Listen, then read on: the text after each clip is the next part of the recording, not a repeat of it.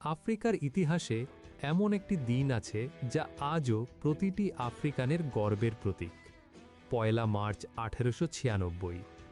উত্তর ইথিওপিয়ার আদোয়া নামক স্থানে মুখোমুখি হয় ইটালি এবং ইথিওপীয় সাম্রাজ্য। এটি কেবল দুটি দেশের লড়াই ছিল না, এটি ছিল ঔপনিবেশিক শক্তির বিরুদ্ধে একটি জাতির টিকে থাকার লড়াই।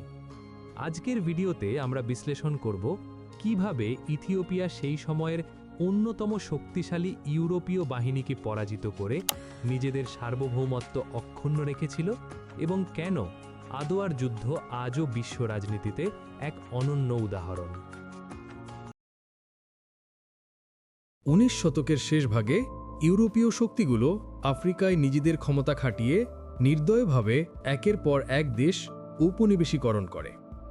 ইতালি তার নিজের জন্য ইথিওপিয়াকে লক্ষ্যবস্তু করে।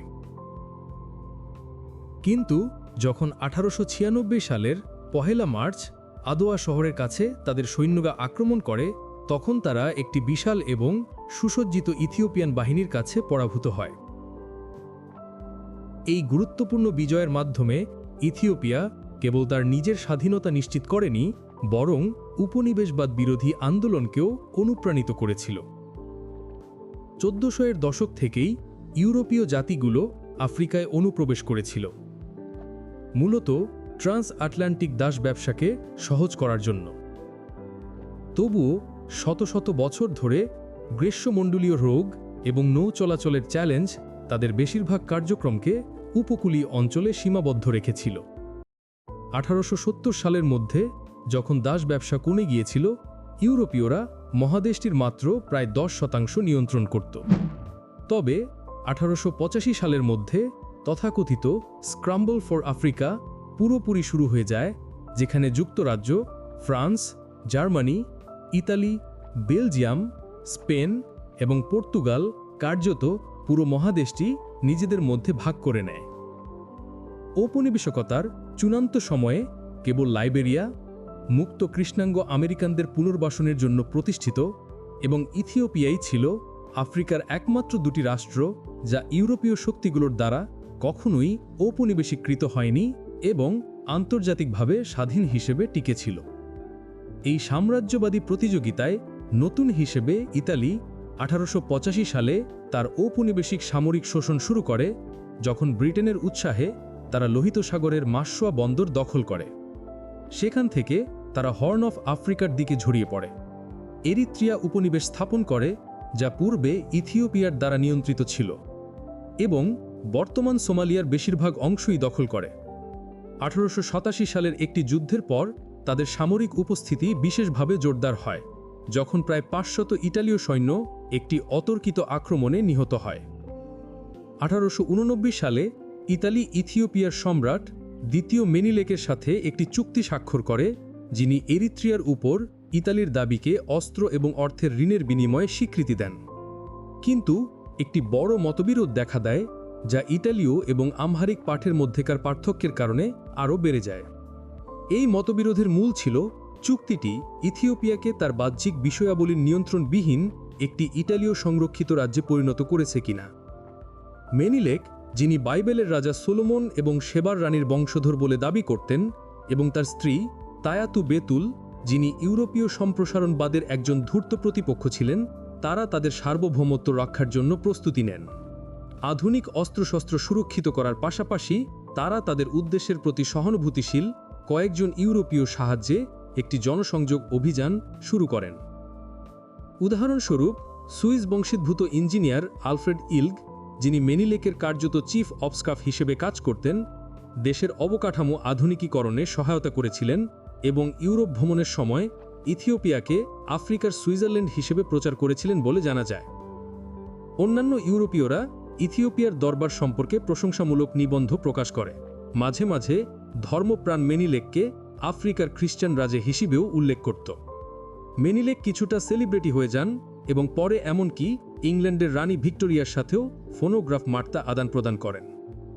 ক্ষমতায় আসার সময় মেনিলেক প্রতিদ্বন্দ্বী ইথিওপিয়ানদের মারাত্মক অঙ্গচ্ছেদ করেছিলেন, দাসদের ক্রস চিহ্ন দিয়ে দাগিয়েছিলেন, মসজিদ ধ্বংস করেছিলেন এবং লুণ্ঠনকে অনুপ্রাণিত করেছিলেন। তবুও ইতালীয়রা যখন একটি সাধারণ হুমকি হিসেবে উপস্থিত হয়, তখন মেনিলেক দেশের বিভক্ত প্রাদেশিক শাসকদের নিজের পিছনে একত্রিত করেন। যখন তিনি 1895 সালের সেপ্টেম্বরে ব্যাপক সমাবেশের ডাক দেন, তখন তিনি প্রায় 80,000 থেকে 1,20,000 সৈন্য সংগ্রহ করতে সক্ষম হন, যেখানে ইথিওপিয়ার প্রায় সমস্ত অঞ্চল ও জাতিগোষ্ঠীর মানুষই যোগ দিয়েছিলেন। এদিকে ইতালির নবপ্রতিষ্ঠিত ইথিওপিয়ার রাজধানী আদ্দিস আবাবার প্রায় 250 মাইল কাছে অগ্রসর হয়েছিল। মেনিলেক তায়াতুর সাথে তার সেনাবাহিনীকে উত্তর দিকে নেতৃত্ব দেন, যা প্রায় 600 মাইল দীর্ঘ 5 মাসের পদযাত্রা ছিল। 1895 সালের ডিসেম্বর ও 1896 সালের জানুয়ারিতে ইথিওপীয় সেনাবাহিনী আম্বা আলাগেতে ইটালীয়দের অগ্রবর্তী কলমকে সম্পূর্ণভাবে ধ্বংস করে এবং তারপর মেকেলেতে একটি ইটালীয় দুর্গ অবরোধ করে, যার আত্মসমর্পণ মূলত তায়াতুর জল সরবরাহ বন্ধ করার কৌশল বাস্তবায়নের মাধ্যমে সম্ভব হয়েছিল। এরপর ইথিওপীয়রা প্রধান সুরক্ষিত ইতালীয় বাহিনীকে পাশ কাটিয়ে আদোয়াবিয়া এলাকার দিকে চলে যায়। এই পুরো সময় ধরে মেনিলেক কথিত আছেন যে তিনি তার সৈন্যদের আকার এবং সংহতিকে ছোট করে দেখিয়ে মিথ্যা গুজব ছড়িয়েছিলেন। নিজের খাদ্য, জল এবং সঠিক মানচিত্রের অভাব সম্পর্কে সচেতন ইতালীয় কমান্ডিং অফিসার ওরেস্তে বারাতিয়েরি এরিত্রিয়ায় পিছু হটার কথা চিন্তা করেছিলেন। কিন্তু 1896 সালের 25 ফেব্রুয়ারি তিনি ইতালীয় প্রধানমন্ত্রী ফ্রান্সিসকো ক্রিস্পির কাছ থেকে একটি টেলিগ্রাম পান, যা মূলত তাকে কাজ করার জন্য উস্কে দেয়। তার অধীনস্থ জেনারেলরাও একটি নিশ্চয়তার সংঘর্ষের জন্য চাপ দেয়, যার ফলে বারাতিয়েরি, যিনি আগে মেনিলেককে খাঁচায় পুরে ইতালিতে ফিরিয়ে আনার শপথ করেছিলেন, তিনি 3টি ব্রিগেডকে অগ্রসর হতে নির্দেশ দেন। 1 মার্চ যুদ্ধ শুরু হলে ইতালীয়রা এবং তাদের আফ্রিকান সহকর্মীরা দ্রুতই নিজেদেরকে বিশৃঙ্খল, সংখ্যায় অনেক কম এবং প্রতিকূল ভূখণ্ডে উন্মুক্ত অবস্থায় দেখতে পায়। দিনের শেষে তারা তাদের কামান এবং আনুমানিক 3000 বন্দী ফেলে পূর্ণ পশ্চাৎপসারে ছিল। হাইলি বলেন, মেনিলেক প্রতিটি দিক থেকে ইতালীয়দেরকে কৌশলে পরাজিত করেন।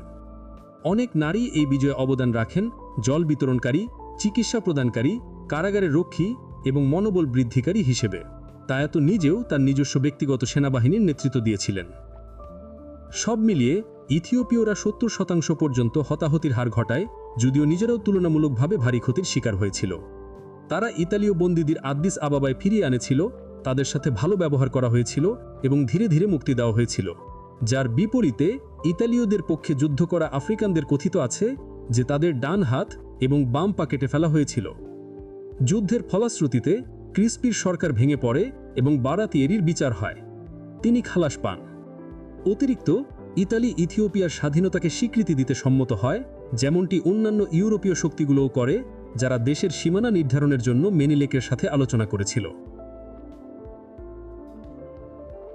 হাইলির মতে, আদোয়ার আগে ইউরোপীয়রা সাধারণত আফ্রিকানদের আদিম বর্বর হিসেবে ভাবত, যাদের সবাইকে ইউরোপীয়রা শাসন করবে এবং শেষ পর্যন্ত স্থানান্তরিত করবে। কিন্তু পরে হাইলি বলেন, ইউরোপীয়রা আফ্রিকানদেরকে অনেক বেশি গুরুত্ব দিতে বাধ্য হয়, যদিও বর্ণবাদী মনোভাব দৃঢ়ভাবে বিদ্যমান ছিল। ইতালীয় বাহিনী পরে বেনিটো মুসোলিনির অধীনে ফিরে আসে এবং যুদ্ধবিমান ও কেমিক্যাল অস্ত্র সাহায্যে সংক্ষিপ্ত সময়ের জন্য ইথিওপিয়া দখল করে। তবুও ইথিওপীয় প্রতিরোধ পরবর্তী আফ্রিকান স্বাধীনতা আন্দোলনের পাশাপাশি প্যান আফ্রিকানিজমের ধারণার জন্য একটি আলোকবর্তিকা হিসেবে টিকে থাকে। হাইলি ব্যাখ্যা করেন, এটি পরোক্ষভাবে পপ কালচারকেও প্রভাবিত করেছিল। উদাহরণস্বরূপ, ব্ল্যাক প্যান্থার সিনেমা এবং কমিক বইগুলোতে কাল্পনিক ওয়াকান্ডাকে একমাত্র আফ্রিকান জাতি হিসেবে দেখানো হয়েছে, যা কখনো ঔপনিবেশিকৃত হয়নি।